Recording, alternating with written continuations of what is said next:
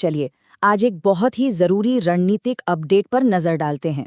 ये समझना जरूरी है कि कैसे एक क्षेत्रीय तनाव पूरी दुनिया की आर्थिक और सैन्य स्थिरता को हिलाकर रख रहा है। और यही वो सवाल है जो आज सबके मन में है। जो चीज कुछ हफ्ते पहले तक सिर्फ एक क्षेत्रीय तनाव लग रही थी, वो अब एक ऐसे संकट में बदल चुकी है जिसकी पहुंच पूरी दुनिया तक है। और इसके जो प्रभाव हैं वो सच में काफी चिंताजनक हैं। सबसे पहले तो ये समझना होगा कि ये अब सिर्फ एक स्थानीय टकराव नहीं रह गया है। सोचिए, ईरान का एक सुपर पावर के खिलाफ इतने हफ्तों तक टिके रहना, ये इस बात का साफ इशारा है कि वो अकेला नहीं खेल रहा है। इस संघर्ष की एक खतरनाक वैश्विक छाप बन चुकी है। तो इस विश्लेषण में हम 5 चीजों पर गौर करेंगे। सबसे पहले, कैसे एक क्षेत्रीय युद्ध की वैश्विक छाप बनी। दूसरा, ईरान की ये विक्ट्री डिनायल की रणनीति आखिर है क्या। तीसरा, कैसे दुनिया भर में गठबंधन टूट रहे हैं। चौथा, रूस और चीन इसमें क्या भूमिका निभा रहे हैं। और आखिर में इसके वैश्विक आर्थिक और सैन्य परिणाम क्या हो रहे हैं। तो चलिए शुरू करते हैं पहले हिस्से से, एक क्षेत्रीय युद्ध की वैश्विक छाप। देखिए, इतने कड़े प्रतिबंधों के बावजूद ईरान का हफ्तों तक एक सैन्य अभियान चलाना लगभग नामुमकिन होना चाहिए। जिस लेवल की खुफिया जानकारी और जो हथियार इस तरह के सटीक हमलों के लिए चाहिए, वो अकेले हासिल करना बहुत मुश्किल है। ये साफ है कि इसमें बाहरी ताकतें सीधे तौर पर शामिल हैं। अब जरा ईरान की रणनीति को समझते हैं, जो कि बहुत दिलचस्प है। वो ये युद्ध जीतने के लिए नहीं लड़ रहे हैं, बल्कि वो अमेरिका को जीतने से रोकने के लिए लड़ रहे हैं। इसे कहते हैं विक्ट्री डिनायल, यानी विजय से इनकार। इसका सीधा सा मतलब है, हम शायद आपको हरा ना पाएं, लेकिन हम आपको जीतने भी नहीं देंगे। उनका असल मकसद अमेरिका को इस युद्ध में इतना उलझा देना है कि इसकी कीमत जीत से कहीं ज्यादा हो जाए। इस रणनीति के 2 चरण हैं। पहला फेज था अमेरिका की आंखें निकाल लेना, मतलब उसके सबसे कीमती और जरूरी रडार सिस्टम्स को तबाह करना और मिसाइल डिफेंस को खत्म करना। और इसमें वो काफी हद तक सफल भी रहे हैं। अब दूसरा चरण चल रहा है, जहां इन अंधे हो चुके ठिकानों पर खैबर और फतह जैसी मिसाइलों से एकदम सटीक हमले किए जा रहे हैं। तो ये तो हुई मिलिट्रियों की बात, लेकिन ईरान सिर्फ मैदान में ही नहीं लड़ रहा, वो कूटनीति के मोर्चे पर भी अमेरिका के गठबंधनों को तोड़ रहा है। और यहाँ ईरान ने एक बहुत ही चालाक कूटनीतिक चाल चली। उन्होंने खाड़ी देशों को एक सीधा ऑफर दिया है, जो अमेरिका और उसके सबसे जरूरी सहयोगियों के बीच एक दरार डालने की कोशिश है।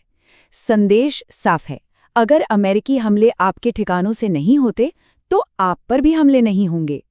और इस एक चाल का असर अब देखिए पूरी दुनिया पर पड़ रहा है।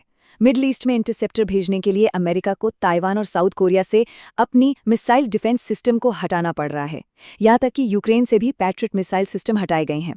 इसका नतीजा ये है कि अमेरिका के सहयोगी आज हर जगह खुद को पहले से ज्यादा असुरक्षित महसूस कर रहे हैं। तो सवाल फिर वही है, ईरान ये सब अकेले कर कैसे रहा है। जवाब सीधा है, वो अकेला है ही नहीं। अब बात करते हैं उन पर्दे के पीछे के खिलाड़ियों की, जो इस आग को हवा दे रहे हैं, रूस और चीन। देखिए, रूस के लिए तो ये संघर्ष एक सुनहरा मौका है। रिपोर्ट्स के मुताबिक रूस ईरान को रियल टाइम सैटेलाइट इंटेलिजेंस दे रहा है, जिससे अमेरिकी ठिकानों पर इतने सटीक हमले हो पा रहे हैं। लेकिन इसके मकसद और भी गहरे हैं। जब हॉर्मूज में तनाव बढ़ता है, तो तेल की कीमतें आसमान छूती हैं, जिससे रूस को सीधा आर्थिक फायदा होता है और वो उस पैसे को यूक्रेन युद्ध में इस्तेमाल कर सकता है। और साथ ही जब तक अमेरिका का ध्यान और संसाधन ईरान में उलझे हैं, यूक्रेन पर से उसका दबाव भी कम हो जाता है। चीन की भूमिका पर्दे के पीछे से है, लेकिन शायद उतनी ही ज्यादा अहम है। पहला तो ये कि वो ईरान को आर्थिक रूप से जिंदा रखे हुए है, क्योंकि ईरान का लगभग 80% तेल चीन ही खरीदता है। दूसरा, वो ईरान को रॉकेट के पुर्जे और सैटेलाइट इंटेलिजेंस दे रहा है। और सबसे बड़ी रणनीतिक चाल वो है गैलियम पर कंट्रोल। अमेरिका के जो अरबों डॉलर के रडार नष्ट हुए हैं, उन्हें बनाने के लिए गैलियम जैसी रेयर अर्थ मेटल चाहिए, और दुनिया में इसका लगभग पूरा कंट्रोल चीन के पास है। मतलब अमेरिका चाहकर भी अपने सिस्टम्स को जल्दी से बना नहीं सकता। तो इन सब रणनीतिक खेलों का असर पूरी दुनिया की अर्थव्यवस्था और सैन्य संतुलन पर क्या पड़ रहा है, चलिए देखते हैं। $1.1 बिलियन, ये कीमत है सिर्फ एक ANTP-Y2 रडार सिस्टम की, जो कतर में नष्ट हुआ।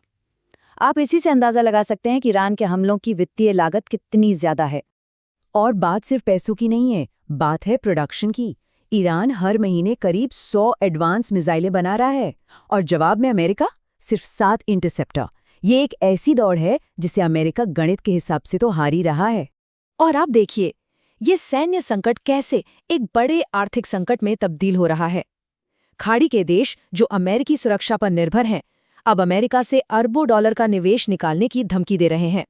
यहाँ तक कि ऐसी भी रिपोर्ट्स हैं कि अमेरिका के बड़े बड़े कॉरपोरेशंस बैंकों से बड़ी निकासी को सीमित कर रहे हैं, जो एक बहुत बड़े वित्तीय दबाव का संकेत है। और ये सब कुछ हमें एक बहुत बड़े और शायद इस दौर के सबसे गंभीर सवाल पर लाकर खड़ा कर देता है। जैसे जैसे अमेरिका के प्रतिद्वंद्वी एक साथ आ रहे हैं और उसके अपने गठबंधन बिखर रहे हैं, क्या अमेरिका द्वारा दी जाने वाली वैश्विक सुरक्षा का युग अब खत्म हो रहा है? ये संघर्ष सिर्फ ईरान के बारे में नहीं है, ये उस पूरी वैश्विक व्यवस्था के भविष्य पर एक सवालिया निशान है जिस पर दुनिया दशकों से टिकी हुई है।